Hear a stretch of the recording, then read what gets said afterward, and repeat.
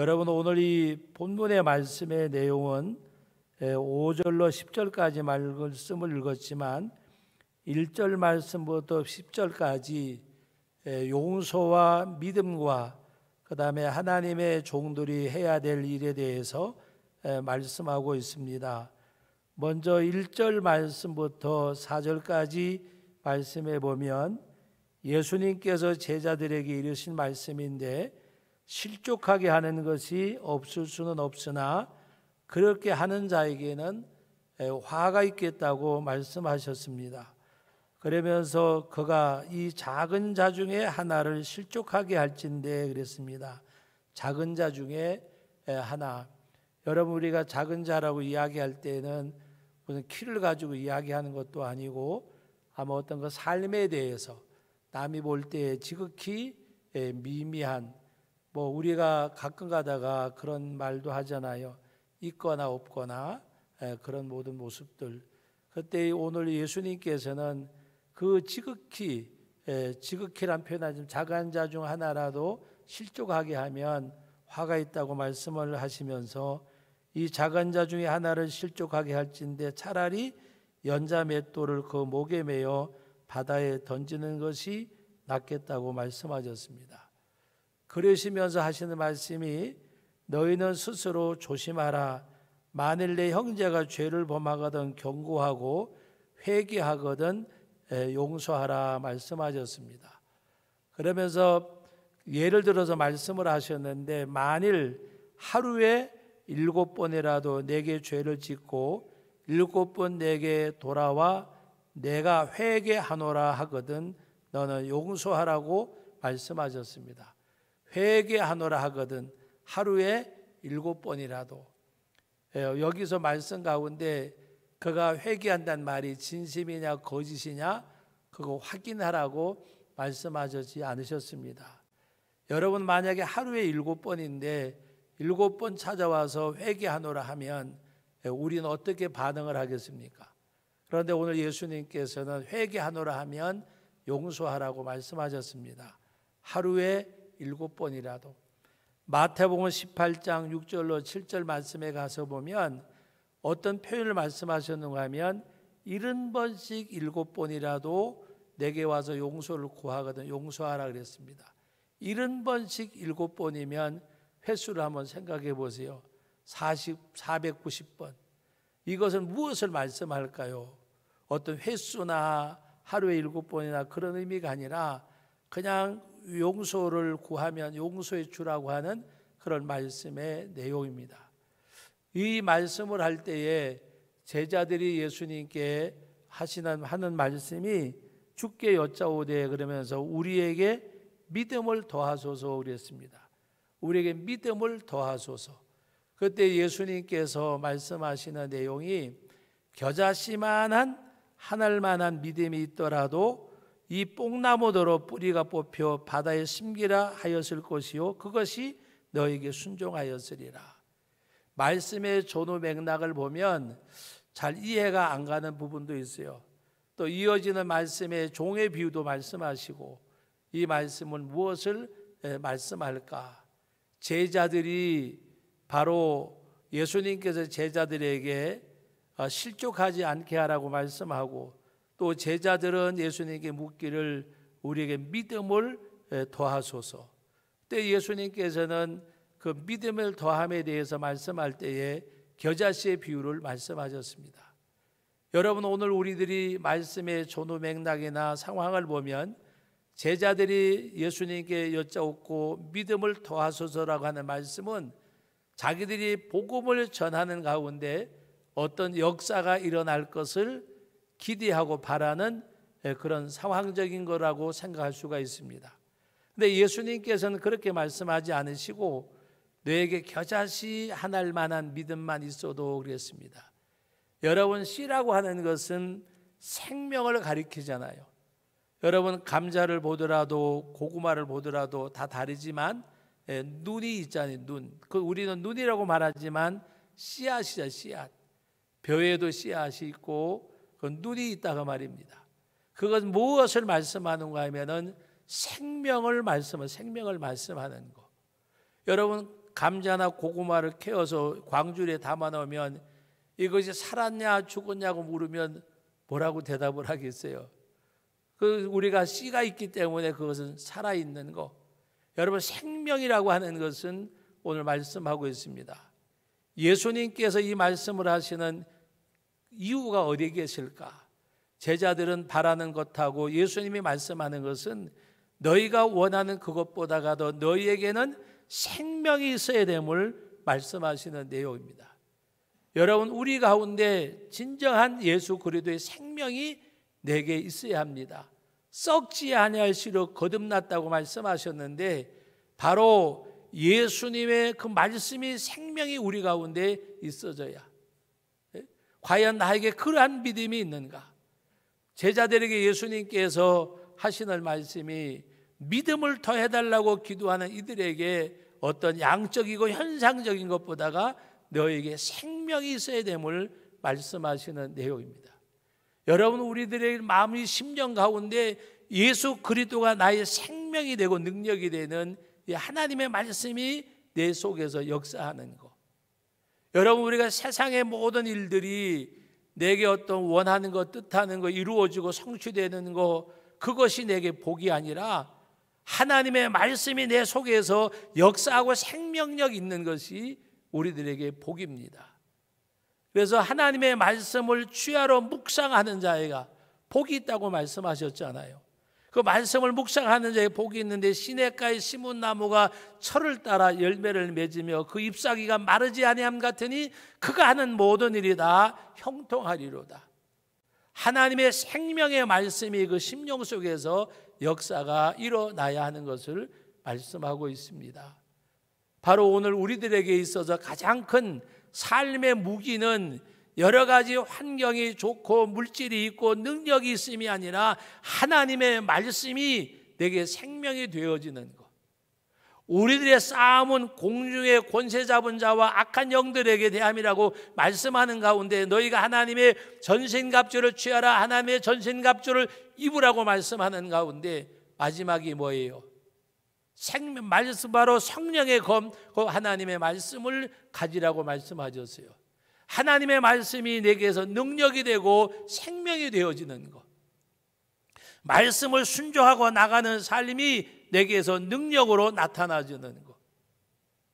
그래서 오늘 우리들이 나 자신을 바라보고 만족을 얻을 때에도 세상에서 내가 원하는 것을 얻고 취하고 이루는 것이 만족이 아니라 내 영적 삶을 바라보면서 내가 하나님의 말씀 앞에 순복하고 따라 나가는 내 믿음의 모습이, 그 믿음의 삶이 내게 능력이 되어지고 감사가 되고 찬양이 되어져야 돼요. 세상에 많은 것들 갖고 얻고 취한다고 한들 시간과 세월이 지남으로 유한된 세상에서 모든 것 다 내려놓을 수밖에 없잖아요. 여러분, 지금 우리 대통령께서도 이제 1년밖에 안 남았잖아요. 다 가는 거예요. 세월이 지나가면 흘러가는 건데 오늘 우리들이 원하고 뜻하는 바가 성취되고 이루어짐으로 기뻐하는 것보다가도 내가 하나님의 말씀에 순복하고 따라 나갈 때에 거기에 기뻐하는 것. 여러분, 우리가 여러 가지 많은 상황들을 만나잖아요. 세상에 살면서, 신앙생활하면서. 그때 내가 육신의 소욕과 성령의 소욕이 우리 심령 가운데 거스려 싸우잖아요. 그런데 내가 육신의 소욕대로 살아가는 내 모습이 아니라 성령의 소욕에 이끌려서 내가 살아갈 수 있는 것. 잃어버림이 있고 고난이 있고 시련이 있고 뭔가 내가 그것을 자취하는 것 같다고 할지라도 내가 그 말씀 앞에 내 자신이 드려질 때에 그것을 가지고 하나님 앞에 감사할 수 있어야 돼요.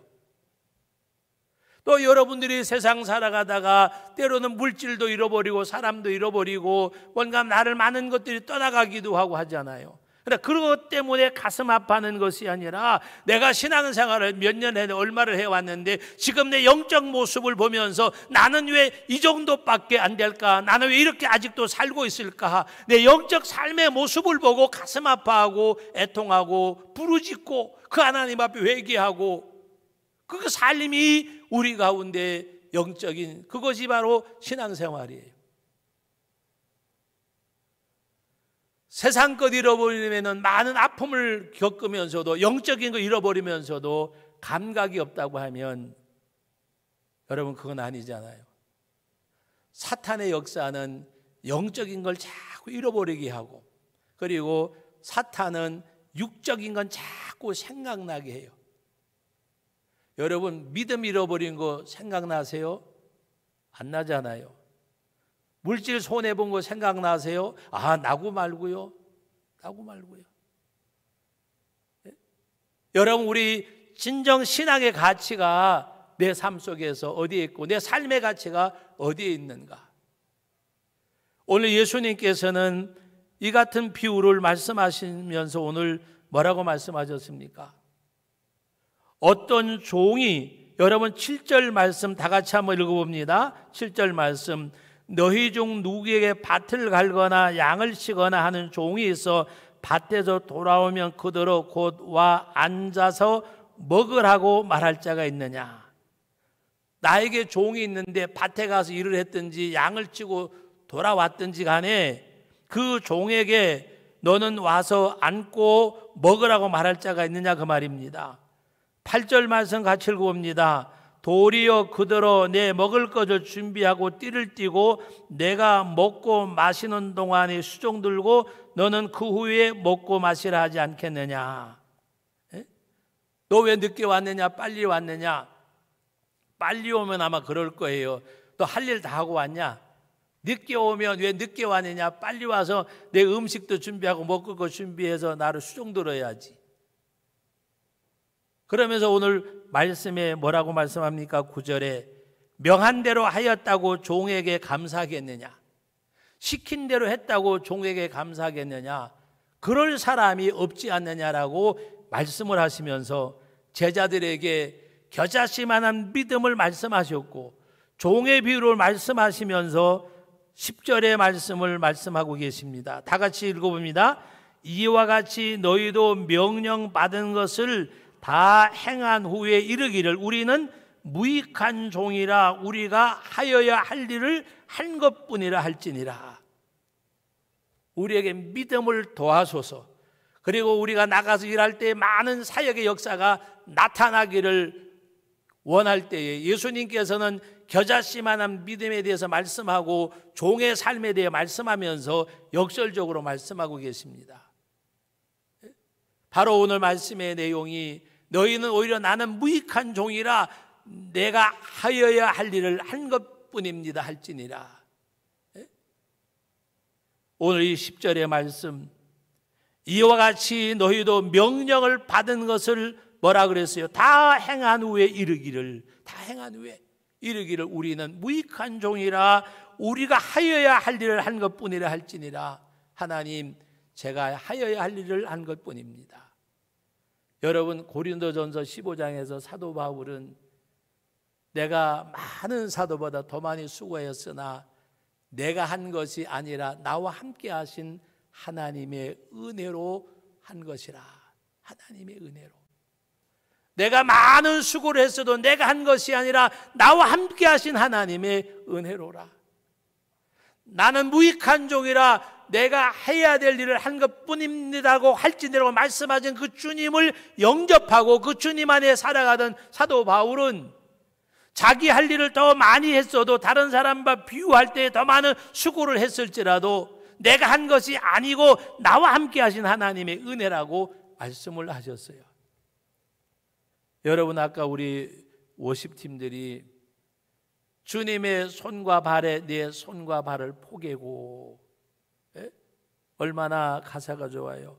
주님의 손과 주님의 발에 내 손을 포개고 내 발을 포개고, 그것은 나는 주님의 일을 행하고 주님의 가신 길을 걸어가는 것. 나는 부정되어지고 이제 내가 육체 가운데 사는 것은 나와 함께 하신 하나님의 은혜, 나는 그리도 함께 죽고 이제 주님과 함께 산다고 하는 갈라디아서 2장 20절을 풀어서 그 곡을 만든 찬양이잖아요. 사랑하는 성도 여러분, 진정 하나님 앞에 그 심령과 그 마음을 가지고 살아가는 저와 여러분들이 될 수 있기를 바랍니다. 하나님의 은혜로 된 것이라. 은혜로. 여러분, 우리를 구원하신 것도 이스라엘 백성들을 출애굽시키면서 그 과정 새벽 기도를 통해서 여러분 요새 큐티를 통해서 많은 은혜 받으시잖아요. 구원은 전적으로 오직 하나님의 은혜. 시내산에 십계명을 받으러 올라간 모세에게 계명을 주시는데 계명 머릿말의 말씀이 뭐예요? 나는 너희를 애굽 땅 종되었던 곳에서 인도해낸 여호와라. 내가 너희를 구원하신 구원자라. 오늘 우리들에게 있어서도 오늘 신약세대 우리 성도들에게 있어서도 오직 나의 구원자는 예수 그리스도. 에베소서 2장에 말씀하는 것은 것처럼 믿음은 바로 하나님의 값없이 거저 주신 바 선물. 행위로 난 것이 아니니 너희로 자랑하지 못하게 함이라고 말씀을 하셨고, 바울은 이 복음을 전하면서 갈라디아서 2장에 내가 사람에게서 받은 것도 배운 것도 아니라 오직 그리스도의 계시로 말미암아라고 말씀을 하셨잖아요.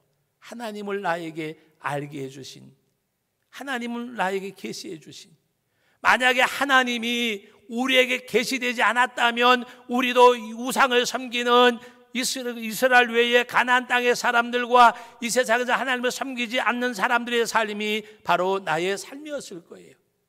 그 하나님이 나에게 주님을 계시해 주셔서 그 예수를 믿음으로 말미암아 구원받은 하나님의 사람들. 그러므로 오늘 우리들은 하나님 앞에서 무엇보다가도 하나님 앞에 나는 무익한 종이라, 내가 해야 될 일을 한 것뿐입니다. 그 바울 사도가 자기를 부인하면서 하나님의 은혜로 한 것이라고 말씀을 하셨습니다. 여러분 디모데후서 2장 말씀을 한번 찾아보시기 바랍니다. 디모데후서 2장, 우리 2장 1절 말씀부터 보겠습니다. 바울이 전자와 같이 부음바되어져서 바로 죽을 날이 얼마 안 남은 걸 본인이 알고 세상 떠날 날을 알고 믿음의 아들 디모데에게 유언과도 같은 말씀을 주시는 내용입니다. 우리 1절 말씀부터 읽어봅니다. 내 아들아, 그러므로 너는 그리스도 예수 안에 있는 은혜 가운데서 강하고 또 내가 많은 증인 앞에서 내게 들은 바를 충성된 사람들에게 부탁하라. 그들이 또 다른 사람들을 가르칠 수 있으리라. 너는 그리스도 예수의 좋은 병사로 나와 함께 고난을 받으라. 예? 여러분, 내 아들아, 그러므로 너는 그리스도 예수 안에 은혜 가운데 강하고 그랬습니다. 은혜 가운데 강하고, 하나님의 은혜 가운데 강하고라고 하는 것은 그리스도의 구속의 은혜 붙잡힘을 받는 예수님의 구원의 역사에 대해서 어떠한 것도 그것을 빼앗기지 아니하는, 그래서 그리스도 예수 안에서 강하고 너는 그리스도 좋은 군사가 되어져서 나와 함께 고난을 받으라 그랬어요. 고난을 받으라. 그리스도 예수의 좋은 군사가 되어져서. 사랑하는 성도 여러분, 은혜 가운데 강하시기를 주의 이름으로 축원합니다.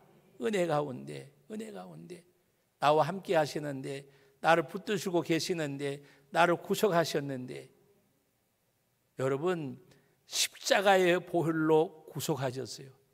독생자를 내어주기까지 사랑하셨어요. 그것이 우리의 우리. 따라합시다. 그것이 나입니다. 한번 해보세요. 그것이 나입니다. 네? 나를 사랑하셔서 독생자 주셨고 나를 사랑하 십자가에 죽으셨어요. 그 하나님이 나를 구원하셨어요. 그 하나님이 나를 구원하셨어요. 그래서 은혜 가운데 강하고, 은혜 가운데 강하고, 어떻게 사단이 어떤 악력의 역사가 나를 빼앗아가고 나를 붙들 수가 있느냐? 예수 안에서 강하고 믿음으로 나가고, 주님이 나와 함께 하시는데, 그 하나님이 나를 사랑하셨는데, 그 주님이 나를 위하여 십자가에 죽으셨는데, 그러면서 좋은 사람들에게 또 복음을 전하고 이 복음이 너로 말미암아 또 다른 그 사람들이 다른 사람을 가르치고, 예수 믿는 사람들의 복된 생애와 상 가운데 하나가 복음의 전달자가 되는 거예요. 복음의 통로가 되는 거예요. 그 사람의 삶이 복음의 매개체가 되는 거예요.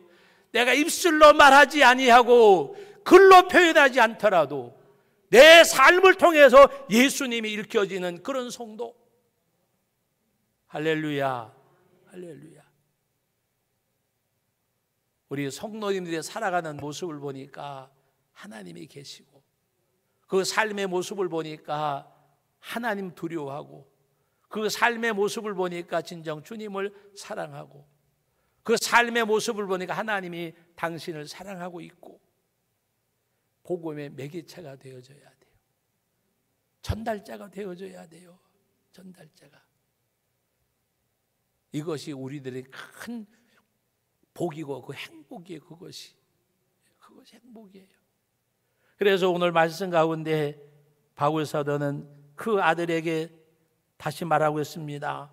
4절 말씀 다 같이 읽어봅니다. 4절, 병사로 복무하는 자가 자기 생활에 얽매이는 자가 하나도 없나니 이는 병사로 모집한 자를 기쁘게 하려 함이라. 병사로 복무하는 자는 자기 생활에 얽매이는 자가 하나도 없나니 이는 병사로 모집한 자를 기쁘게 하려 함이라고 말씀하셨습니다. 병사로 복무하는 자는 자기 생활에 얽매이는 자가 하나도 없나니 바로 어떻게? 바로 병사로 모집한 자를 기쁘게 하려 합니다. 사랑하는 성도 여러분, 주님 나를 구속해 주셨어요. 하나님 나를 사랑해 주셨어요. 아니면 영원한 멸망과 저주의 자식인데, 지옥의 백성인데 하나님이 나를 이토록 사랑하고 구원해 주셨어요. 그러므로 오늘 우리는 요리문답의 사람의 제일 된 목적이 뭐냐? 하나님을 영원하게 하고 영원토록 그를 즐거워하는 것이라. 하나님을 영화롭게 하고 내 삶 속에서 하나님을 즐거워할 수 있는 표현이 어떻게 들려질지 모르지만은 하나님을 즐기세요. 예수님을 즐기세요. 할렐루야. 여러분의 아이들이 잘 자라는 거 보면 너무 기쁘잖아요. 너무 기쁘잖아요. 요새 저는 우리 손자들하고 살면서 요새 그런 생각이 들어요. 빨리 선교지는 돌아가야 되는데 돌아가게 해달라고 기도하면서 또 한편으로는 아이고 저것들 가면 어떡하지, 그런 생각이 있어요. 아이들이 성장하는 모습을 보면 기쁘고 즐겁잖아요. 여러분 즐겨야 돼요. 실제적으로 남녀가 만나서 연애하는 것도 삶이 하나의 즐거움이, 즐기는 거예요. 즐기는 거. 너무 이 사람이 좋고 이 남자가 좋고 이 여자가 좋아서 서로 만나 즐기잖아요. 우리 앞으로 우리 목사님 모시고도 우리 성도들이 그렇게 즐길 수 있기를 주의 이름으로 축원합니다. 예수님을 즐기세요. 하나님을 즐기세요. 어디 가서 또 이상하게 표현하지 마세요. 즐기란 말은 그 하나님으로 만족하시란 말이에요. 그 하나님으로 감사하란 말이에요. 그 예수님으로 기뻐하라는 말이에요. 하나님을 영화롭게 하고 영원토록 그를 즐거워하는 것이 사람의 제일 된 목적이에요. 그래서 군사로 복무하는 자는, 병사로 복무하는 자는 자기 자신을 위하여 살지 아니하고 병사로 모집한 자를 기쁘시게 한다 그랬는데 자기 생활에 얽매이지 아니하고 오직 하나님의 성령에 이끌림 받는 가운데서 그 하나님 앞에 감사하고 그 하나님을 찬송하고 주 안에는 나에게 딴 근심 있으랴. 주와 함께 길 가는 것 어찌 기쁜 일이 아닌가. 하나님 앞에 동행하는 삶 가운데서 기쁨과 즐거움이 여러분의 삶이 되어지고 오늘 우리는 하나님 앞에 정말 나는 무익한 종이라 내가 하여할 일을 한 것뿐입니다. 하나님께 영광을 돌려드리고 그리고 오늘 이제 군사로 복무하는 자는 자기 생활에 얽매이는 자가 하나도 없나니 병사로 모집한 자를 기쁘게 함이라. 그 생활 하나님을 즐기고 예수님을 즐기는 그 삶이 우리 제천 성도께 우리 모든 성도들의 삶이 되어지시기를 주님의 이름으로 축복합니다.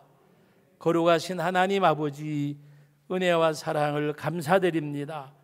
오늘도 귀한 말씀을 허락하여 주셨습니다. 언제나 하나님의 말씀 앞에 저희가 두렵고 떨림으로 서면서도 감사와 찬양으로 나가는 은혜를 허락하여 주심을 믿습니다.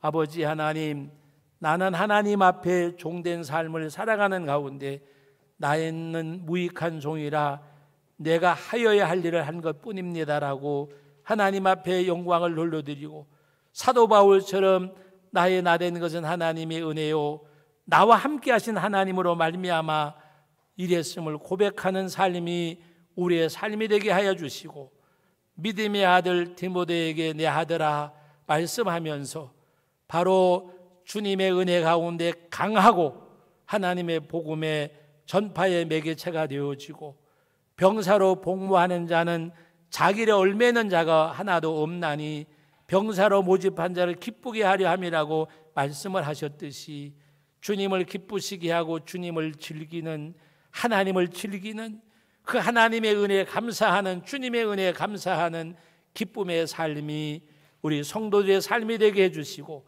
삶의 곤고와 시련과 어려움들이 이것을 빼앗기지 않게 하여 주옵소서. 이것에게 매이지 않게 해 주옵소서.